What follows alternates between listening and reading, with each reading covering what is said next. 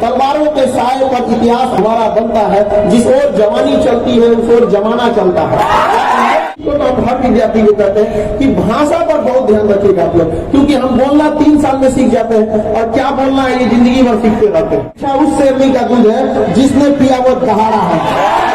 आप कितना किए ये कभी मायने नहीं रखता है, मायने ये रखता है कि आप कितना कर सकते थे।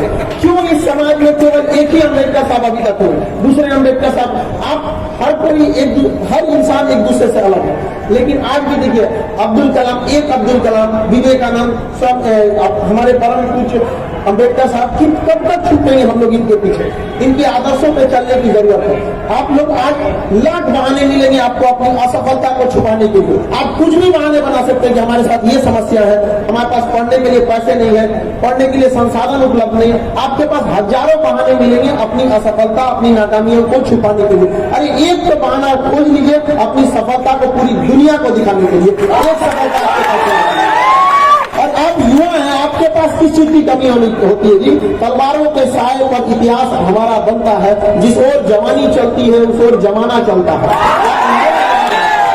युवाओं को कोई रास्ता दिखा, अपना मंजिल आप खुद बना सकते हैं। कहा जाता है मैं दरिया हूँ, अपना हुनर जानता हूँ, जहां से भी गुजरूंगा अपना मंजिल बना लूंगा, अपनी रास्ता बना लूंगा।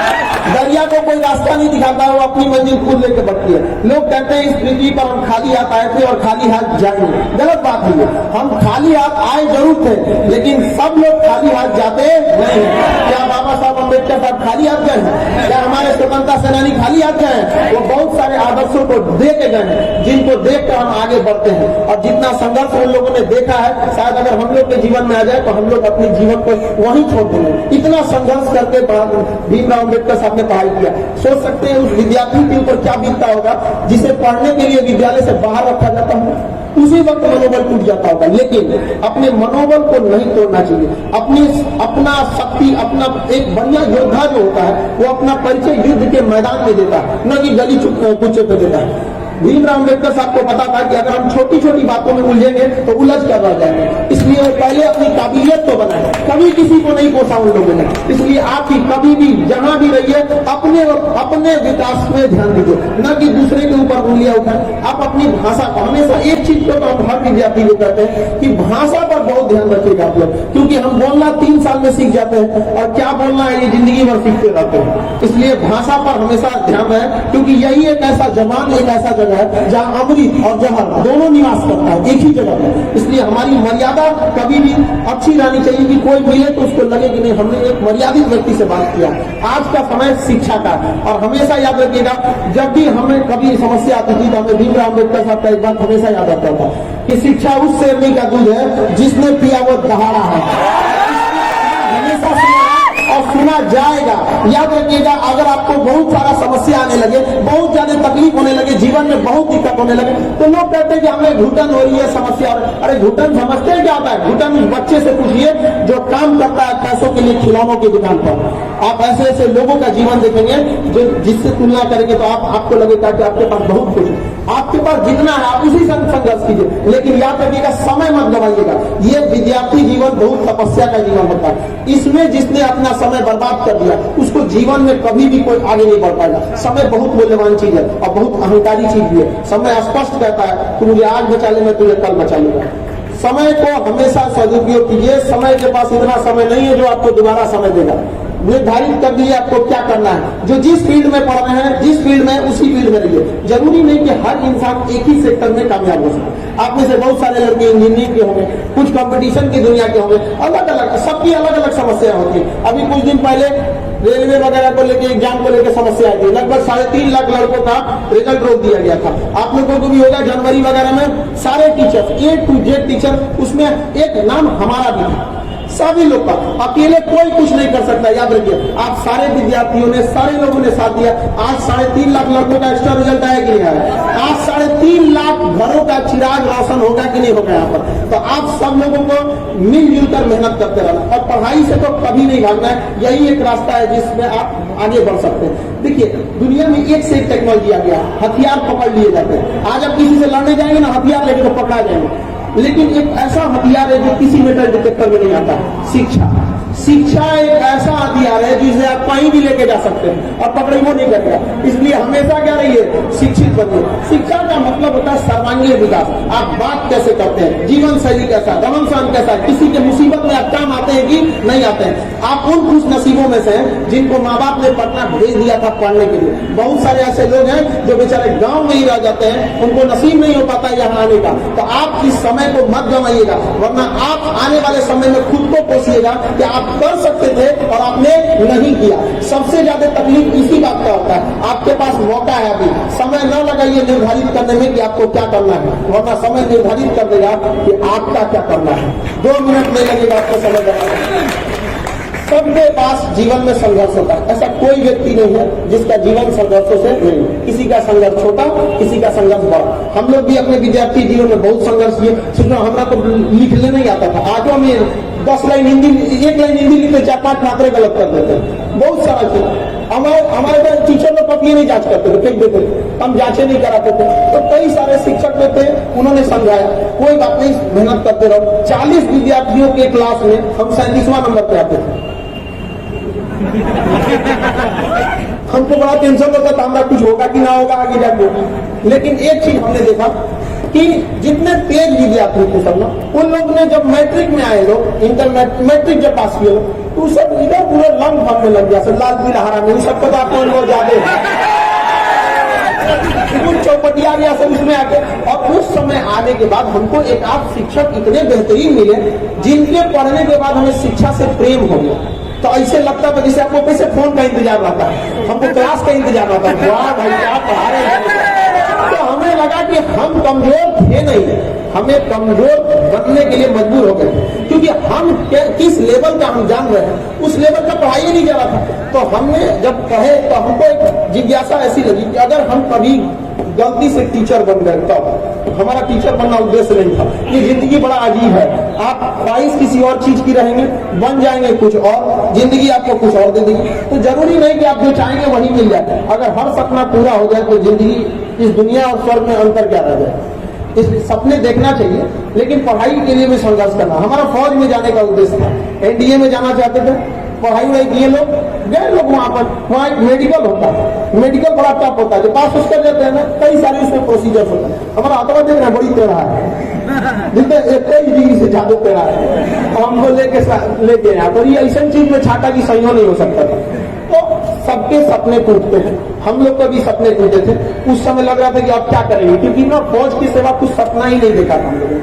तो याद रखिएगा, अगर ऊपर वाला आपको समस्याएं दे रहा है, कठिनाइयां दे रहा है, तो समझिएगा आपकी जिंदगी के जो खेल है इसके बहुत बड़े हीरो हैं। क्योंकि फिल्म में कठिन रोल बेहतरीन हीरो को ही दिए जाते हैं। तो जिसके जीवन में कठिनाई आ रहा है, आप इसको झेल ले जाइए, एक दिन सब आपके सामने सब चीज नॉर्मल हो गया। उसके बाद हम लोगों ने पढ़ाना भी चालू किया। यहाँ पर बहुत सारी संघर्षें आई थी हम लोग के समय में। तो एक चीज तो हम जरूर समझे थे कि कभी भी किसी गरीब को पढ़ने के लिए दिक्कत नहीं आएगी। सरकार एक बार कहे थे प्रधानमंत्री साहब लोग, अब हम राजनीतिक बात तो नहीं बोलेंगे, लेकिन कहा गया था कि अगर सरकार 100 रुपया देती है तो पूरा पैसा जनता तक नहीं पहुंच पाता है, उसका बीच में से आधा लूट लिया जाता है। हम ये कहते हैं कि हम लोग पटना से जितना शिक्षा देते हैं ना, गांव के अंतिम कोने तक को भी 100% पहुंचता है, 100%। इसके लिए हम लोग से भी जितना हो सकता है हम लोग उतना प्रयास करते रहते हैं। आप लोगों को भी अंतिम पीढ़ी तक को, अंतिम पंक्ति तक को भी शिक्षा दिया जा सके। आप लोग के पास यहाँ पे बहुत सारी व्यवस्थाएं भी रहती हैं, जैसे ये हॉस्टल हमने देखा। ऐसा नहीं है कि सारे लड़कों को यहाँ तक पहुँचने का मौका मिल जाएगा। आप जहाँ भी हैं, आपका एक अपना दायित्व भी बनता है लोगों को मोटिवेट कर कि देखो तुम्हारे पास अगर कुछ नहीं है तो भी तुम कुछ कर सकते हो। अगर तुम्हारे पास कुछ भी नहीं है तो एक चीज तो है कि तुम्हारे पास हारने के लिए कुछ भी नहीं है। जो कुछ मिलेगा तुमको प्राप्त करने के लिए, अब हारने के लिए नहीं है। तो आपको आगे और लगातार संघर्ष के लिए आगे बढ़ते रहना, और कभी भी किसी दूसरे के ऊपर समस्याओं को थोपना नहीं चाहिए। क्योंकि आप या तो समस्याओं को थोपते रहिए कि हमारे पास ये समस्या है, या तो आप मेहनत करके उसको आगे बढ़िए। सबके सामने समस्याएं आती हैं। हमारे पास जब पटना से हम पटना रुक गए थे, जिसका सबसे बड़ा रीजन क्या था कि हमारे घर लौटने के लिए हमको 60-70 से 80 रुपए चाहिए होते। हमारे पास मैं 40 रुपए बचे थे। उसके बाद हमने यहाँ पे चालू किया यहाँ पर सब कुछ, क्योंकि हम लोगों ने भी काफी सारा कोचिंग वगैरह चालू किया था, तो उसमें काफी सारी संघर्ष रहता है। तो वहां से भी हम लोगों ने चालू किया। तो आप कभी भी कहीं भी रहिए, अभी आप लोग का विद्यार्थी जीवन, इसमें आपका एक ही चीज साथ देगा, वो आपकी शिक्षा है। और अभी के जीवन में इंसान सबसे ज्यादा भटकता है। अगर आप खाली हाथ लौटेंगे यहाँ से, तो याद रखिएगा, आपका एक बच्चे का यहाँ से खाली हाथ लौटना आपके गांव के 100 बच्चों का भविष्य बर्बाद करेगा। क्योंकि गरीब इंसान अपने बच्चे को पेट काट कर फिर पटना पढ़ने के लिए नहीं भेजेगा, उसके गुनहगार केवल और केवल आप लोग होंगे। इसलिए आप अपने लिए तो पढ़िएगा, लेकिन उन 100 बच्चों का भविष्य हाथ जोड़ कर विनती करते हैं, खराब होने मत दीजिएगा। क्योंकि आपका खाली हाथ देख के गरीब इंसान डर जाएगा कि उनके बच्चे ने भेजा पढ़ने के लिए, उनके माँ बाप ने भेजा, उसने पढ़ाई नहीं किया। इसलिए दिन रात लग जाते पढ़ाई करते रहेंगे, पढ़ाई से कभी पीछे नहीं हटिएगा। होता है समाज में ऊंच नीच होती है, लेकिन तब तक जब तक आप संघर्ष नहीं किए, जब तक आप सफल नहीं हुए। संघर्ष के समय आपका संघर्ष अकेला रहता है, लेकिन जिस दिन आप सफल हो जाते हैं पूरी दुनिया आपके साथ चलती है। तो इसलिए संघर्ष से कभी पीछे नहीं हटना है, हमेशा अपने मतलब मेहनत करते रहना है, और मेहनत सही दिशा में होनी चाहिए। ऐसा नहीं है कि आप जो पढ़ रहे हैं आपको लगेगा कि आप ही सही हैं, मेहनत को सही दिशा में करना जरूरी है। एक बार अमेरिकी राष्ट्रपति ने कहा था कि अगर मुझे किसी पेड़ को काटने के लिए 6 घंटे दिए जाएंगे तो 4 घंटे में अपनी कुल्हाड़ी को तेज करूंगा, क्योंकि बचे 2 घंटों में हम आराम से उसे काट सकते हैं। तो जब भी आपको कोई भी समस्या आए तो पहले उसकी बेहतरीन ढंग से रणनीति रहनी चाहिए, आपस में मिलजुल के रहना चाहिए। हमेशा याद रखिए, दोस्त हो पड़ोसी हो, सबसे संबंध अच्छा रहना चाहिए। क्योंकि कहा भी जाता है आप अपने दोस्त बदल सकते हैं, पड़ोसी नहीं। अगर आपसे किसी को तकलीफ होती है तो आप प्रेम से उसको बैठ के सुलझाने की कोशिश कीजिए कि देख भाई, हम भी इसी समाज के रहने वाले हैं, हम लोग के पास भी अगर शिक्षा नहीं है तो हम लोग भी शिक्षित होकर आगे बढ़ सकते हैं। समाज में 2 ही तरह के लोग हैं, अगर कोई कितना भी बढ़िया, अगर शिक्षा से उसे दूर कर दीजिएगा तो बहुत सारी उसके जीवन में कठिनाई आने लगती है। और शिक्षित अगर हो जाएगा तो गरीब से गरीब भी व्यक्ति है, शिक्षित हो जाएगा तो आगे बढ़ जाएगा। कहा जाता है कि अगर आपको 1 साल के अंदर कुछ रिजल्ट चाहिए, 1 साल के अंदर अगर आप चाहते हैं कि आपको फायदा दिखे तो आप धान की खेती कीजिए, अगले साल आपको फायदा दिखने लगेगा। लेकिन आप चाहते हैं कि 10 साल में फायदा दिखे तो आप क्या कीजिए, पेड़ लगा दीजिए, किसी शीशम का सागौन का पेड़ लगा दीजिए, 10 साल बाद आप उसे काट सकते हैं। लेकिन अगर चाहते हैं कि सदियों सदियों आपकी पीढ़ियां तक सुकून से जी सके, पूरे समाज को बदल सके सदियों तक, तो आप शिक्षा दीजिए। आज जिसे शिक्षा देंगे वो आज के आज आपको उसका फल नहीं देगा, लेकिन याद रखिएगा 20 साल बाद 22 साल बाद जब वह वृक्ष निकलेगा तो उसके साए के नीचे, उसके ठंडी हवाओं के नीचे पूरा समाज को एक शांति मिलती है। आप लोग जो शिक्षा ले रहे हैं, आज आपको शिक्षा लेते हुए 15-20 साल हो गए, अब तक तो कुछ नहीं मिला, लेकिन ये उम्मीद मत हारिएगा कि इससे नहीं मिलेगा। यही एक रास्ता है जिससे आप आगे बढ़ सकते हैं, यही एक रास्ता है जिससे आपको कोई छीन नहीं सकता।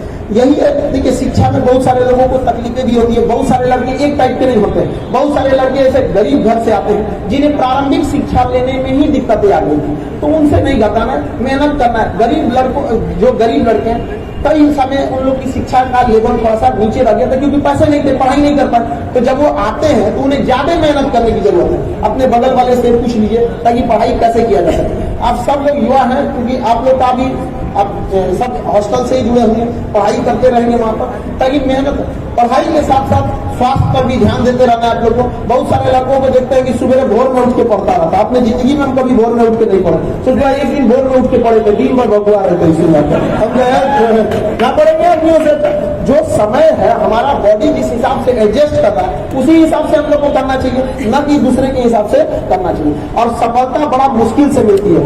कितने लोगों को लगता है कि वो एग्जाम या किसी चीज में सफल हो जाएंगे? हाथ उठाइए।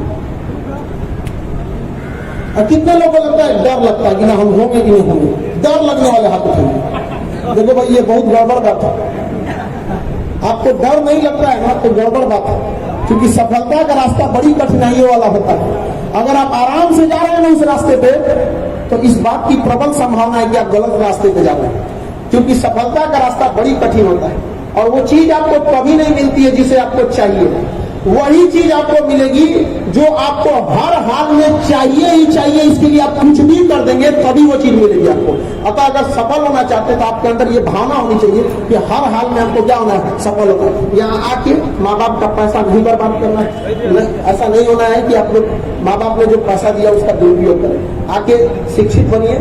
आगे आप लोग के गांव में अगर कोई व्यक्ति है पढ़ने से वंचित रह जाता है तो आप कोशिश कीजिए उसे अपनी ओर से जितना हेल्प हो सकता है उतना हेल्प किया जाए। हम लोग से जितना बन सकता है हम लोगों ने उतना किया।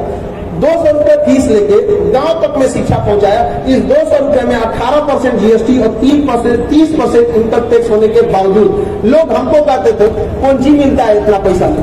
तो हमको कोई फर्क नहीं पड़ता, क्योंकि लोग क्या सोचेंगे ये भी अगर हम ही सोचे तो फिर लोग क्या सोचेंगे।